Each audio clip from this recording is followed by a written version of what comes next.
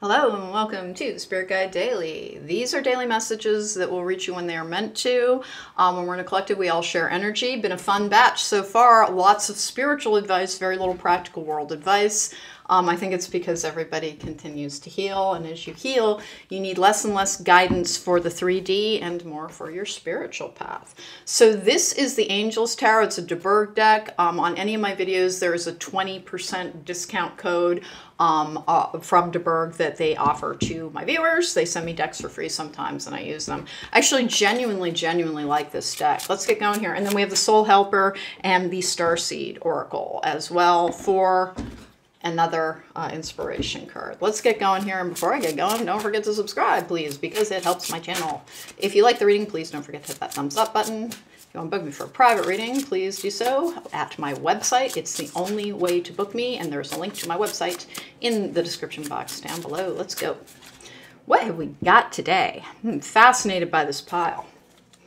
I film these in batches and they're always so interesting. Ten of Cups in reverse. This can be a single person. It can be somebody who is doing things on their own. Now, in its worst incarnation, the Ten of Cups in reverse is a card of a lack of emotional fulfillment. But let's see where we're going with it. We're coming out with the King of Swords in reverse. Sometimes that's facing a difficult truth. Sometimes it's dealing with a family member who has not been telling you the truth about something. And then I have the Eight of Swords in the upright, which is doubt. Sometimes it's no path forward. Ooh, hey. So also this is a call to watch your inner dialogue. When things go wrong, hey, if you find yourself being really negative in your head, it's a really good time to undertake mood management. And I'm going to be a broken record about mood management because it is the keys to the kingdom of being well. If you can recognize where your energy is and take the appropriate steps to try and counteract it, you have a leg up on your brain chemistry and you're staying in a healthier and a happier energy more frequently. Honest to goodness, this is also saying that there's some doubt around a family member's ability to be trusted in this one. So what just flipped in my hand is success and happiness are coming, and release your creative energies. For me, that is often a call to release my sacral chakra. Success and happiness are coming, and this is from the Soul Helper. Why do I hate releasing my sacral chakra? Because that's where anger is compounded. And as I'm always sharing, like, I have a temper that, and it's almost impossible to get me angry, but God help everybody if you manage to do it. And I've been working on that for my entire adult life, and I really do have it under control. But whenever I get a message about release your creative energies, it's about releasing my sacral chakra. And I will have to watch, because the very next thing that could mildly tick me off, it's like I'm very aware that it's like, wow, I'm much angrier about this than I should be. Ye old disproportionate response. And that I have to be very aware that it's like you're bringing more to this table than the object on the table needs. And that's part of the responding and not reacting energy that we have to conquer in order to be able to have successful and happy relationships. So you're being reminded that releasing your sacral chakra once a week is going to be an important thing. You can do that through Inner Lotus Healing Music, Meditative Mind, Jason Stevenson. These are all sources that I trust. Hey, whenever you interact with a free resource that somebody has put out there, please stop and hit the thumbs up button or subscribe. And here's why. It creates an energy exchange, and if somebody is giving you something to maintain that energetic balance, you should try and give something back. So there are many free healing resources, but when you interact with them, please try to leave something behind. It is one of the laws of magic. Take something, leave something. This is telling you that you need to do that you have not. Here's what happens to abuse survivors, because this is somebody who has a voice of doubt within their head that was created by an unhappy family situation in their past. The way we approach ourselves is usually how we were programmed to do so, through our formative experience or our nurturing experience. It is not really your voice that you hear when you start talking to yourself. It is the voice of the caretaker that you had, who interacted with you when you first made mistakes or when you were trying to learn to manage your emotions.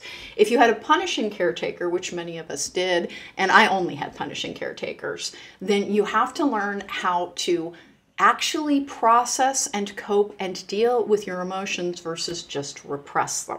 Because nearly all emotional, physical abuse survivors, bullying as well, learn repression as a way of trying to cope with their emotions. That is not coping, and the emotions are still there. It's why I'm always on about like, hey, please don't listen to the law of attraction thing where they tell you can't think negative thoughts.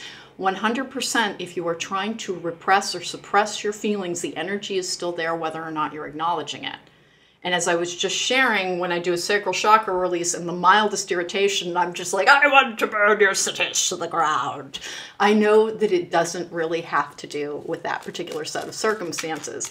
And I've gotten to the point where I can just laugh at it, that it's like, clearly they just made me out of nitroglycerin and TNT or something. And like, that makes me sound like I'm always blowing up. It's so incredibly rare, but only I know what it really feels like on the internal side. And it really is just like, oh my goodness, you can tell I'm descended from Scottish Highlanders. Here we go. Because like there's a part of me that's always like, to solve this, I should pick up a broadsword and hit something over the head, right? No, that does not actually work well. Let's get a starseed oracle on this. This is a reminder to work on your sacral chakra as part of your emotional healing journey. It will help you face the truth of who you truly are. You'll learn to like yourself and even kind of get along with the parts of yourself that are there for a purpose. Like everything I'm always describing about myself with that really icky temper is like, I get everything else in really big quantities as well, which has helped me and other people. So it serves a purpose, it just comes with a backswing that I have to learn how to deal with, and that's your case too. We have creation. That is another creative energy. Being creative is a wonderful way of witnessing the unfolding of your limitless creative soul. So let's also talk about one of the tools for mood management, which is knowing how to engage in things that will make you happy. Happiness rarely comes and pounds on our door. We have to know how to meet it. And one of the ways that we do that is to find the part of ourselves that likes to play. Look back to when you're about 9 years old, the things that were your healthy forms of escapism, that's what trauma survivors struggle with, is going forward healthy forms of escapism. They often turn to drugs and alcohol, sometimes sex, within their adult lives to form an unhealthy form of escapism. There's nothing wrong with sex, but people can start using it as an emotional go-to rather than coping with their feelings. Release your sacral chakra at least once a week, doing its best to fall asleep to one of those release videos. It's going to be a heal your chakra, heal your sacral chakra video. Listen to that as you go to sleep and be prepared. Like the next thing that irritates you the next day, be on the lookout. It's like, am I super duper flippin' angry? I must have had repressed emotions. And that is where you get really good at the responding, not reacting. You just kind of observe these emotions as they float through you, and you understand that I'm getting rid of something that's a little bit of a toxin within my system. And then the best thing to do is to go towards mood management of whether you like to watch maybe period dramas. I like ancient history. Like that really does help me. I did like that as a kid.